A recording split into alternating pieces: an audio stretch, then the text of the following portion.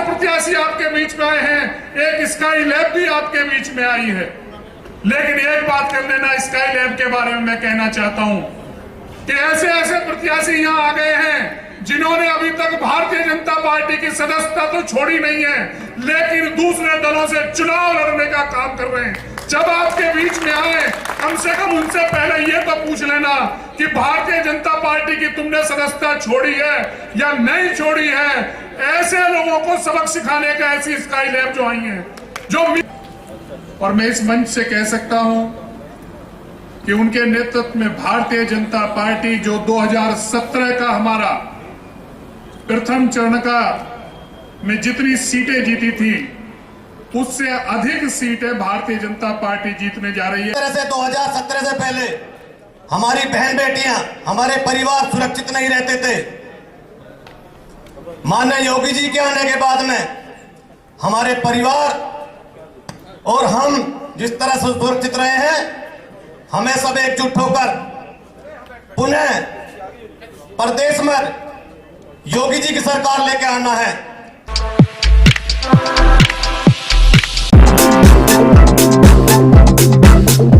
प्रभारी भाई रविंद्र राजोरा जी,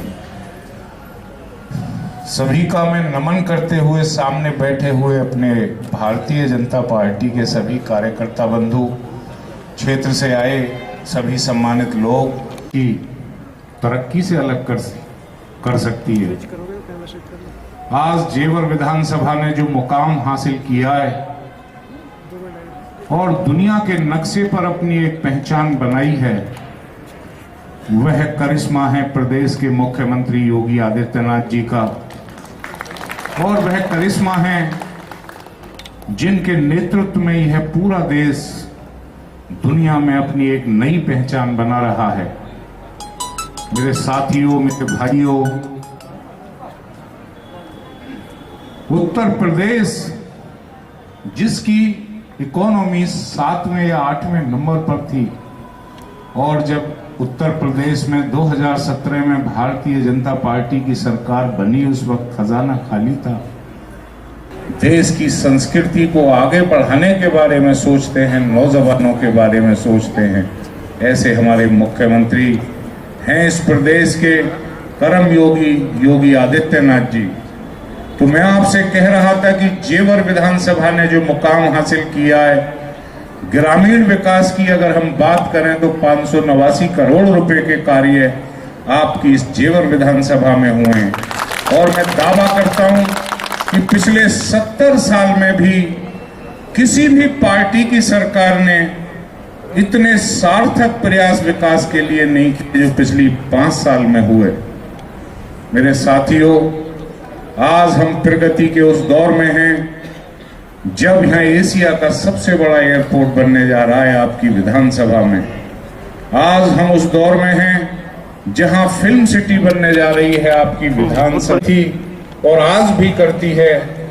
अब जो फिल्म सिटी आपके इस जेवर विधानसभा में बनने जा रही है, वो कितनी बड़ी होगी, यह मुख्यमंत्री योगी आदित्यनाथ जी का ड्रीम प्रोजेक्ट है। उन असम के नौजवानों को रोजगार दिलाने के लिए और उन कलाकारों को एक मंच देने के लिए जो हमारे उत्तर भारत में रहते हैं।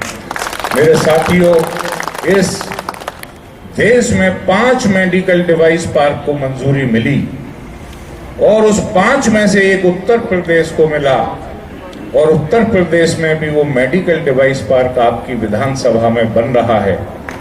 मुझे शर्म आती है पहली सरकारों पर जिन्होंने जेवर के ग्रामीण क्षेत्र में 70 साल से ये नहीं सोचा कि लड़कियों की उच्च शिक्षा की व्यवस्था कैसे होगी।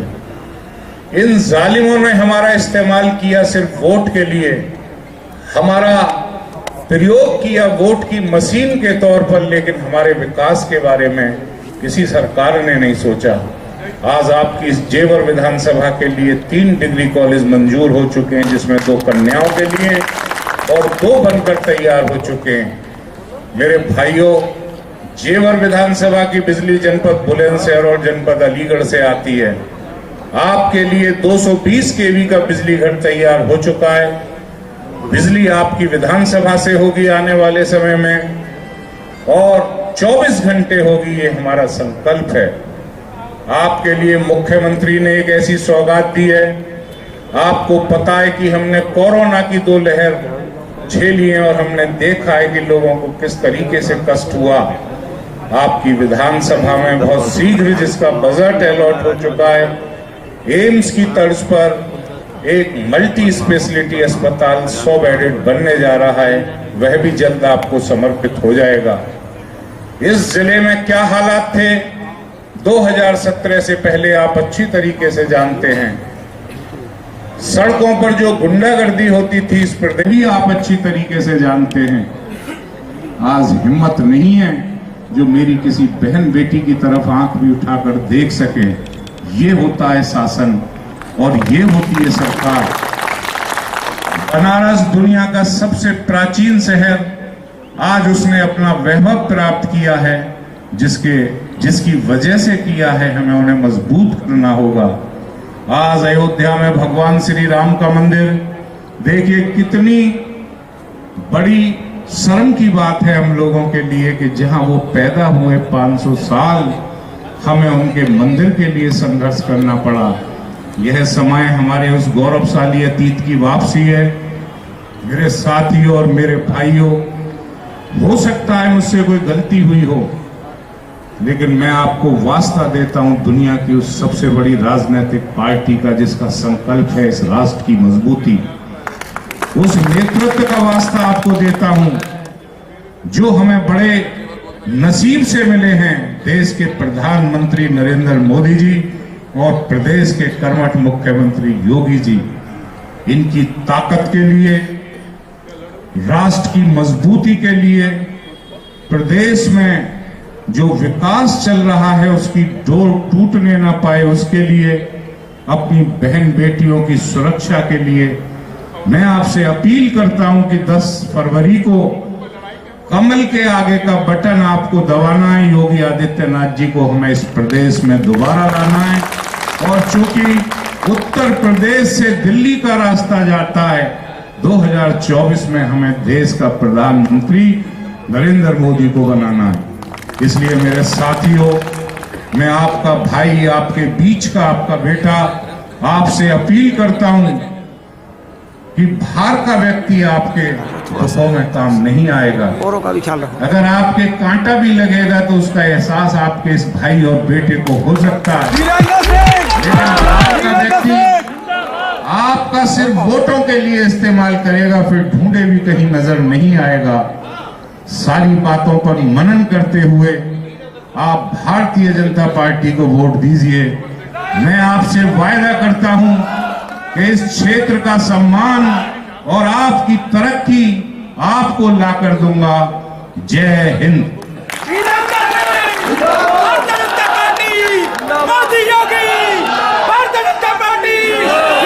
बहुत सुंदर उद्बोधन आपने अपने पार्टी संगठन के लिए अपना समय दिया है और मैं इस मंच से कह सकता हूं कि उनके नेतृत्व में भारतीय जनता पार्टी जो 2017 का हमारा प्रथम चरण का में जितनी सीटें जीती थी उससे अधिक सीटें भारतीय जनता पार्टी जीतने जा रही है। ऐसे हमारे पश्चिमी उत्तर प्रदेश के अध्यक्ष मोहित बेनीवाल जी हमारे बीच उपस्थित, इस क्षेत्र के लोकप्रिय, मेहनती और विकास की दृष्टि से इस क्षेत्र को दुनिया के मानचित्र पर ले जाने में सहयोग करने वाले, ऐसी सोच रखने वाले धीरेन्द्र जी हमारे बीच उपस्थित, इस क्षेत्र से विधायक रहे, प्रदेश सरकार में मंत्री रहे, आदर के योग्य वेदराम भाटी जी हमारे बीच इस जिले में जिन्होंने तीनों सीटों पर अपनी मेहनत कर संगठन को धार देने का काम किया है, ऐसे भाई प्रभारी सतपाल सैनी जी, हमारे जिला पंचायत के अध्यक्ष अमित भाई, यहां उपस्थित बुजुर्गों और सम्मानित कार्यकर्ता बंधुओं, माताओं, बहनों, मैं बहुत ज्यादा समय नहीं लूंगा क्योंकि कि आज हम उस विधानसभा क्षेत्र जेवर में हैं जब यहां जेवर एक ऐसा क्षेत्र होता था, जेवर की ऐसी पहचान थी कि जेवर जाने में जब ये गौतम बुद्ध नगर बना था तो जेवर अगर हम जाते थे तो पलवल होकर और बुलंदशहर होकर हमें जेवर जाना पड़ता था। ऐसी स्थिति में जेवर था ये विधानसभा का वो हिस्सा।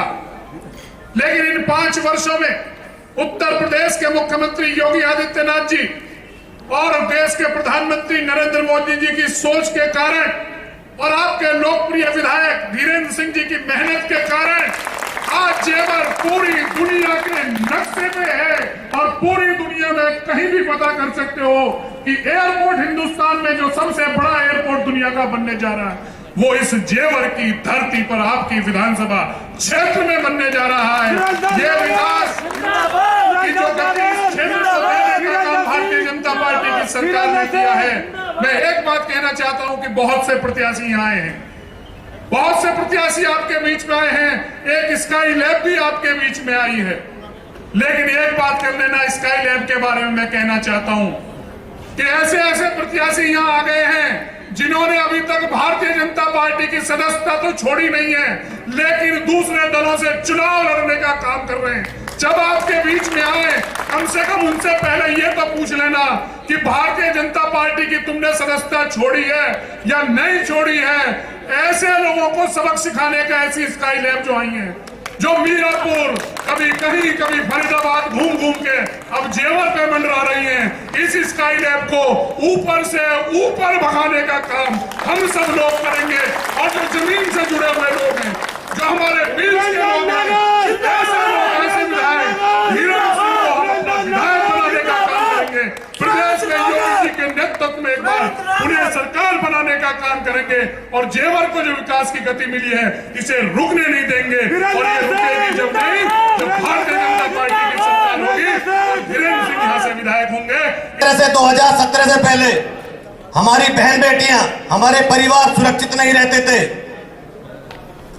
माननीय योगी जी के आने के बाद में हमारे परिवार और हम जिस तरह से सुरक्षित रहे हैं, हमें सब एकजुट होकर पुनः प्रदेश में योगी जी की सरकार लेके आना है ताकि हमारे परिवार इसी तरह से सुरक्षित रहे, हमारी बहन बेटियां इधर से सुरक्षित रहे और ये हमारे जो विकास है इस तरह से चलते रहे। और हमारी जो डबल इंजन की सरकार है माननीय मोदी जी और माननीय योगी जी के नेतृत्व में हमारा देश और प्रदेश इसी तरह से विकास का काम करता रहे। सभी का बहुत बहुत धन्यवाद।